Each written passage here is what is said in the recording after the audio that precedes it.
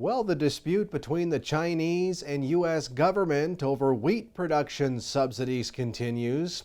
Last month, the U.S. government officially challenged China's purported compliance with the WTO dispute decision that found China spent billions more on agricultural subsidies than their WTO membership actually allowed. Now, the subsidy programs at the heart of the WTO dispute are China's minimum procurement prices guarantee to Chinese producers. Now, keep in mind, last year's MPP for wheat in China was $8.60 a bushel, compared to the U.S. marketing loan program at $3.38 a bushel. And of course, the current U.S. FOB hard red winter wheat prices at $5.69 a bushel.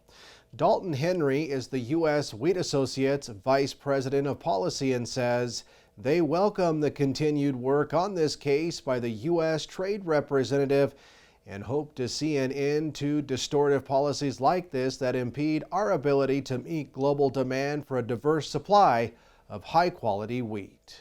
This is going to be something to watch. We know that it's not as easy as flipping a light switch. This is an issue that we've been engaged in tracking subsidies in both China and India since about 2013 when we first raised this study. And so we know that change isn't going to occur overnight. But we also know that if we're going to continue to need to export more than 50% of the U.S. wheat production every year, we've got to be identifying and growing markets. And that's why we continue to work on these kinds of issues. The good news is that we've got it teed up on very solid footing at the WTO so that whether it's solved through arbitration and retaliation at the WTO or whether it's solved politically by the two countries talking with each other, it's been made a major issue, and it's something that can get the appropriate focus that it needs.